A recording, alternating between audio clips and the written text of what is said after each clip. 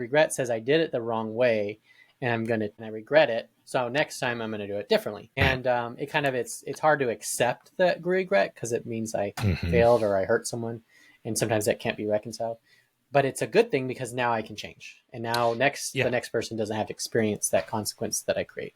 Now, conversationally, that is a great way, I think, to look at, if you look at regret as one possible outcome of something, an encounter, right? I went into an encounter, somebody and myself, we got into an encounter and we both said things we didn't really mean. We said them in a way that it was very hurtful, emotionally damaging. And then afterwards, it's not binary like I'm about to say it, but let's just pretend you had two choices. One, you could regret what happened, you could apologize, you could restore, and then you could try and go on about a better version of that relationship behaving differently in the future. The other is to pull back from that, consider that person to be dangerous, consider that person to be, I can't trust myself to be in an engagement with that person because I'm going to say bad things. And now I remove myself and I seek refuge away from the person who is behaving that way, right? So I just don't want anything to do with them. I'm not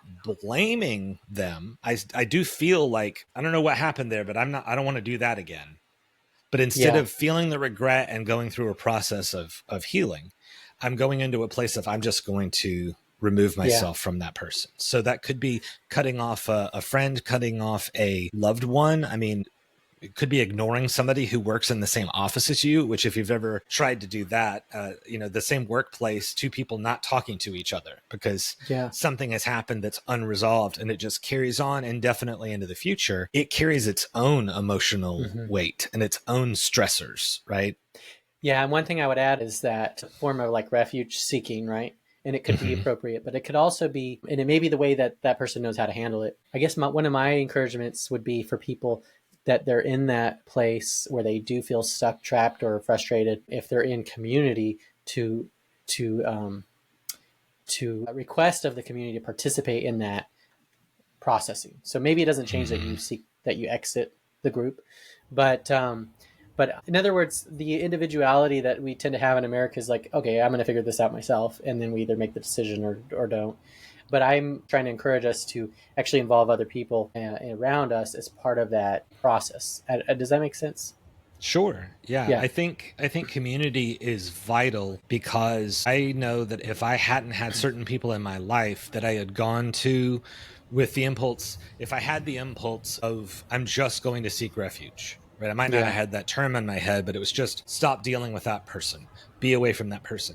That is a valid choice. In certain situations, you can get to a place where the other person, even if you get to a place where you are handling things you believe the right way, that doesn't mean the other person is. And so you can get to a place where the right thing to do is just stop dealing with that person. Nothing healthy seems to be coming from this. We've been working on it for a bit and it doesn't seem like it's going to work. So so cut it out.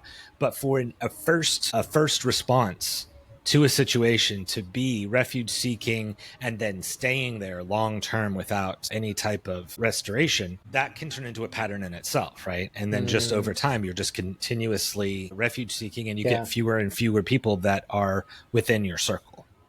And what I would add to that is, for that individual, if I keep leaving the situation, I might be getting the refuge, but I may not be seeing how I might be contributing to the environment that creates the thing that I then want to leave.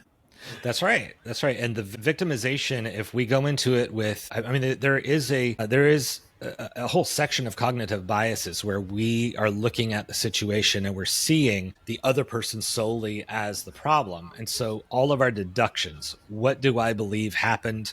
What do I believe is true about us? If they are the sole cause and I'm protecting myself from any type of like, I don't own this at all. It isn't me that did this. It's them. Then now I've got two bad situations. I'm refuge seeking and also not taking any type of responsibility. And so what do I do in anything that I don't feel right about?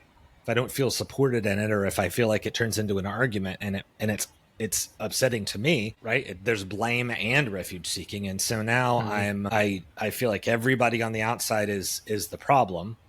I'm right, and I'm going to protect myself and stay in this place.